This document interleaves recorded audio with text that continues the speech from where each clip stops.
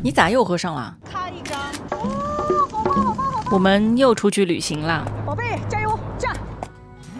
不过这次就在家附近，去看看上海的另一面。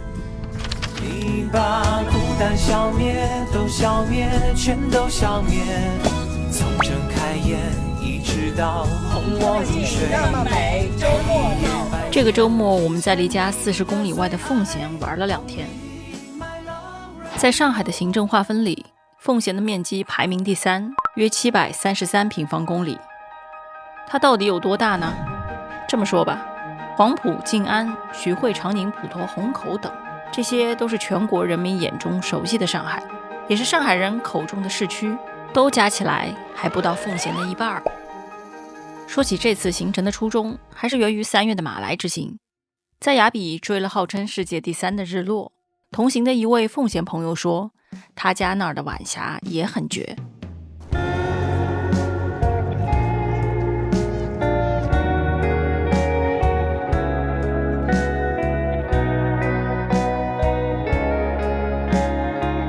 橙紫色的天空，完了，月亮也出来了。这个是奉贤之眼吗？海边湿润的空气让余晖折射出渐变的橙红色，相比之下，市区的灰霾和热岛效应只会让日落显得浑浊。同样是太阳下山，这里的观感完全不同。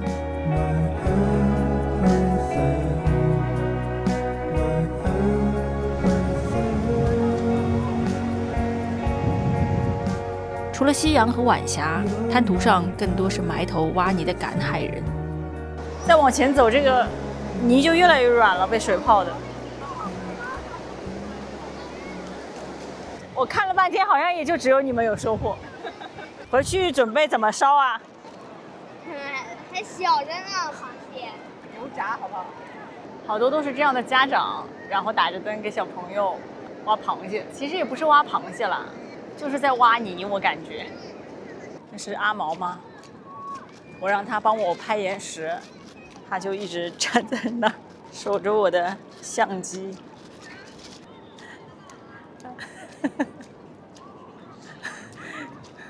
管我了，站30分钟都傻了，人家以为我是雕塑呢，还来差点跟我合照了。我跟你说，后来我实在是太寂寞了，我就在镜头前面把自己当人走了走。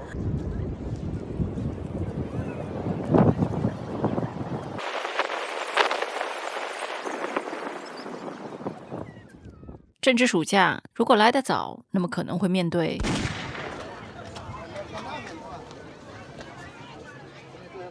我的建议是避开假期，挑好天气，以及尽管踩上去有种非牛顿流体的短短感，出于安全考虑，还是不要赤脚下泥的好。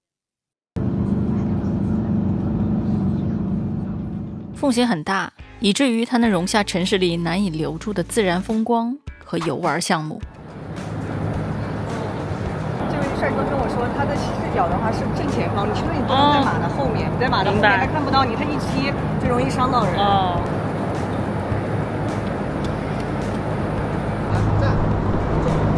站，这边。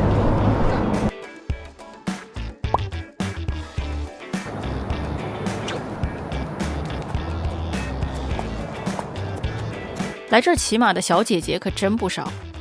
果然，在穿上马靴、跨上马的那一刻，气场便能直接拉满。肌肉好健硕呀！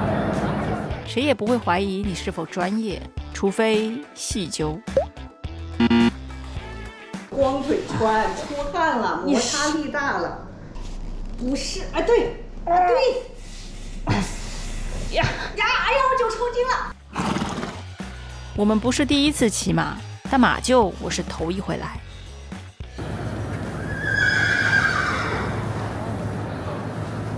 听到了吗？刚才有马叫，吓了我一跳。这也是匹冠军马。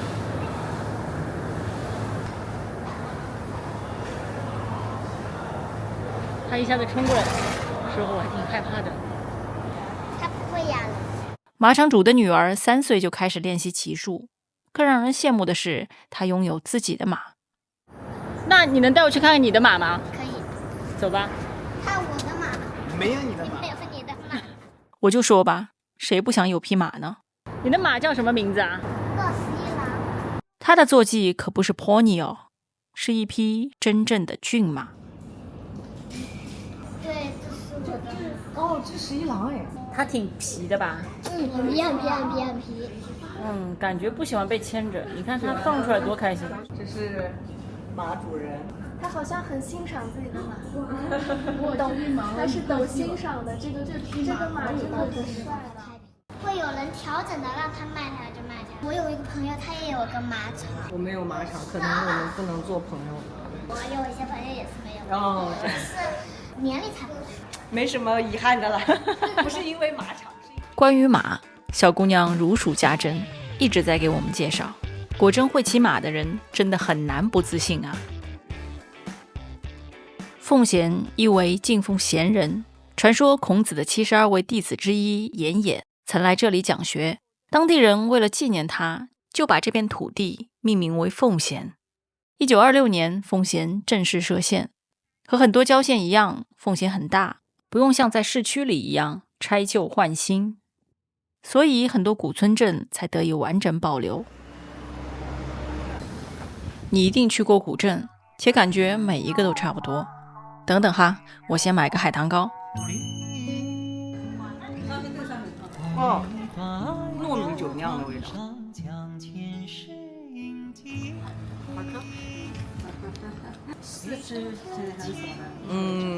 一般在老街啊，这个皮它很糯，然后还有这个是焦糖，是脆脆的。趁着吃糕的空档，随便逛逛这里。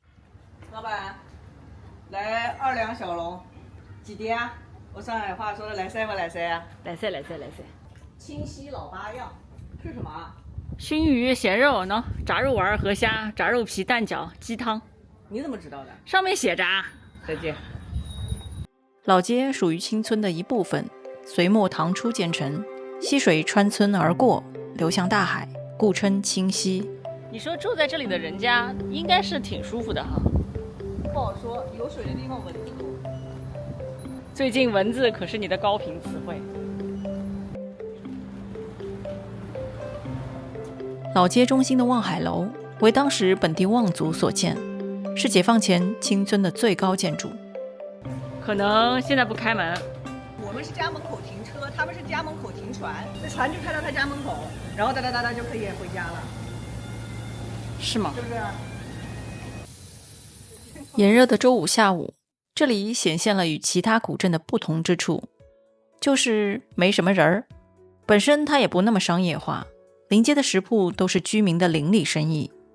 我现在内心 OS 是我要空调。要说最有商业化的设施，大概就是这个1尺花园了。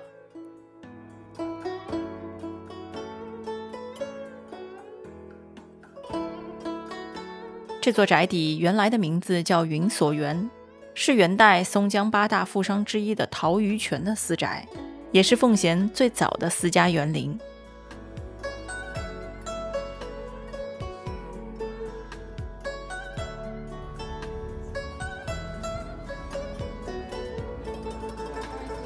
我爸坐的就这个位置，哦，船就从这边。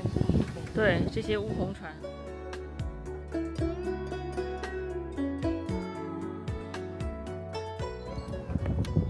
太安静了，只有大家走路的声音，还有我说话的声音。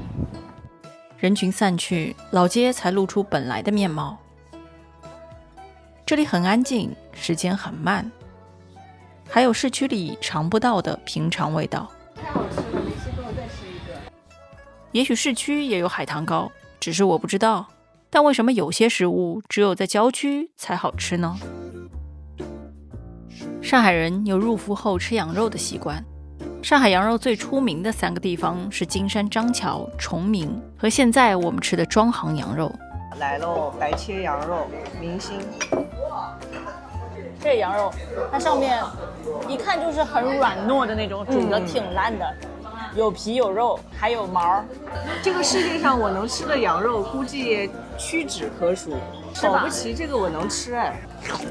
认真说啊，吃瘦的蘸酱油吃不出来。但是它这个肉，我感觉比我之前吃的那种羊肉好像要柴一些。我是能吃出一点点羊膻味，它这个羊膻味是让羊肉好吃的东西，我觉得，要不然你也吃不出来是羊肉嘛，对吧？没有膻味，那就叫啥羊肉呢？虽说已过伏阳节，工作日的羊肉馆依然生意爆棚。庄行羊肉膻味较轻，肉质偏瘦，细嫩酥烂，羊皮相当软糯，但要趁热吃，凉了可就不是那个味儿喽。给我盛一点这个菜饭吧。菜饭居然还有锅巴，好评。这个饭咸鲜适口，有一股锅气，很香，所以它叫大灶菜饭嘛。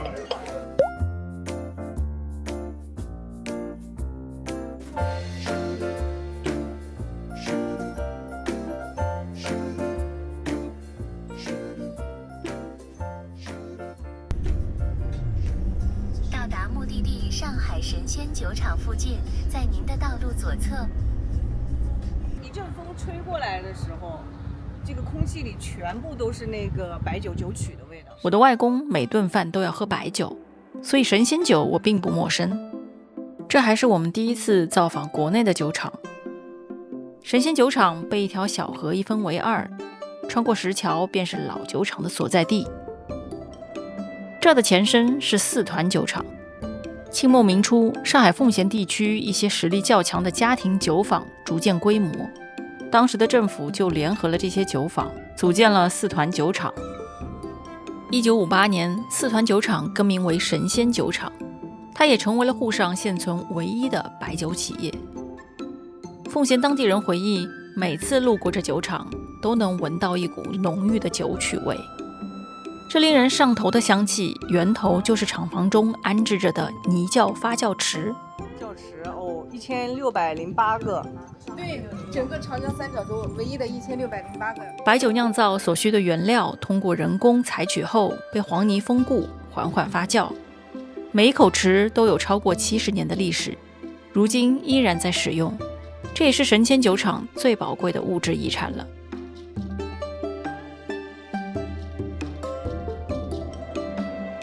在3个月的发酵后，原料即可被蒸馏，冷凝后就是原酒了。像我们这个里面储存的酒啊，它年份最少就是20年，这里面总共有338瓶。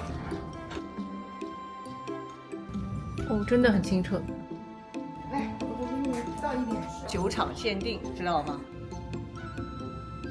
顺口，和我喝的其他的浓香五粮液都不太一样。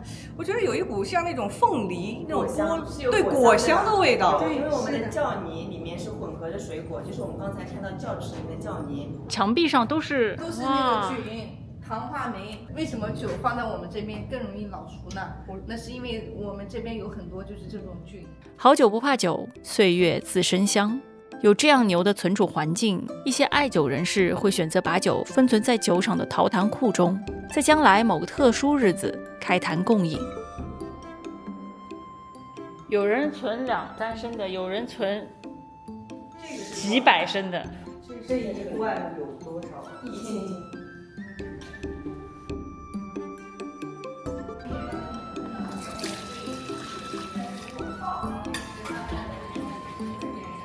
黄色的封条。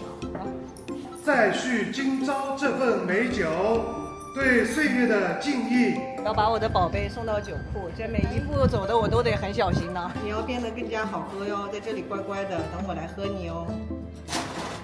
我也是有生命的。好，乖乖的，我们走了啊。慢点来接你啊。拜拜。神仙酒喝起来绵柔醇厚，还带着优雅的酵香。在上海的超市，最常见的是这种雅松们钟爱的神仙口碑酒和神仙大曲。相对这些大众款，酒厂特供的原浆系列只对窖池原酒做了最小限度的处理，从而最大限度保留了原酒的醇厚与刺激。那就来2瓶吧。在老厂中，依旧保留着70年前刚建厂的印记。而在奉贤博物馆，时光被一下拨回到1000多年前的大唐。那时的人们又是怎么喝酒和享受生活的呢？唐代是中华文化发展的鼎盛时期，兼容并包，开放多元。大唐美学生活展集结了8大博物馆的珍品，通过3个单元，将古人的衣食住行、精神娱乐拼成一幅鲜活的大唐日常，呈现在我们眼前。素颜、全妆，他们的镜子规格还蛮多，随身带的镜子。扫帚眉满月脸，溜溜肩，莲藕胳膊，樱桃小口一点点。这匹马长得好囧啊，有点像迪士尼动画里的马。唐朝人偏爱丰满，这种齐胸襦裙刚好把腰腹遮住，胸口以下自然垂落，显肉少，显腿长。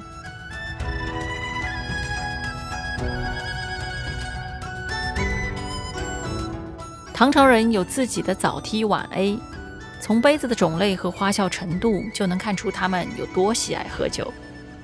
小豆酒，这么小，为什么现在人不用这种形态的杯子喝酒啊？是啊，不好清洗，就是能体现这个唐朝人的精神世界很丰富。鸭子它咬着这个杯口，看到吧？就是洗起来太麻烦。阿毛最喜欢的藏品是这个吸管。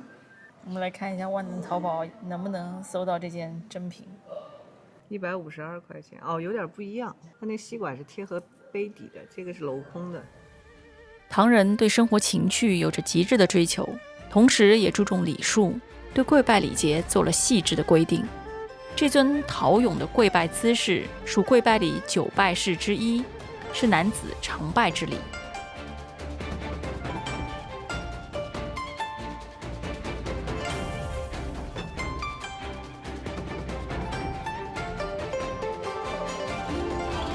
看到的视角和这个视角是2个视角，它其实是这样子的。你在干什么呢？这个马就很精神，对，马特别精神，因为唐代好像对马的诠释是非常非常精准的。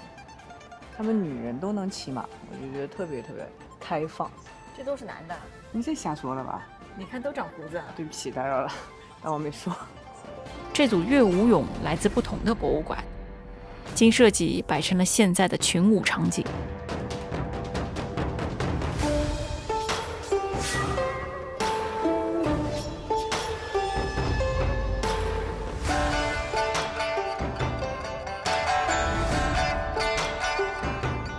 这件鎏金4天王鹿鼎银宝函是法门寺的镇馆之宝，它是盛放释迦摩尼指骨舍利的8重宝函之一，更被列为195件禁止出国展览的国宝。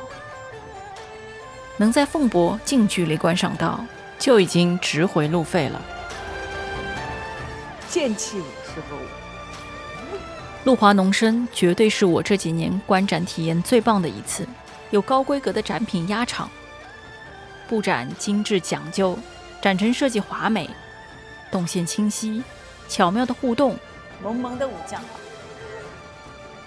阿毛开发了一个新的兴趣，跳舞，也留足了大量打卡拍照的 cos 角，就连周边小物都让人爱不释手。就是跟小郭有同号的，还有每天都有的讲解服务。听说凤博每次特展都特别用心。奉贤区博物馆和上海市博物馆都是国家1级博物馆。奉贤博物馆所在的上海之隅位于5大新城之一奉贤新城的核心区，上海之隅的对过就是9棵树艺术中心和颜子书院。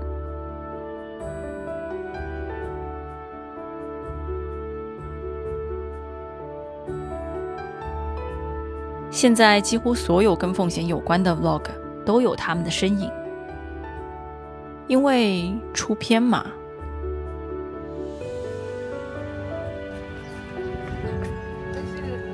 我得先去喝杯冰咖啡。2天的上海郊县游，除了以上这些，我们还体验了南法小院儿、丛林飞跃，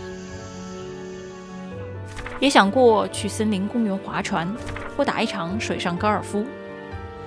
如果一句热梗能把河北送出圈，上海的郊县们同样配享又静又美的赞誉。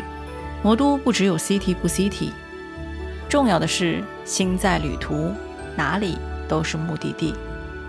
这里是上海，如果你喜欢 UM 的视频，请一键3连，咱们下期见。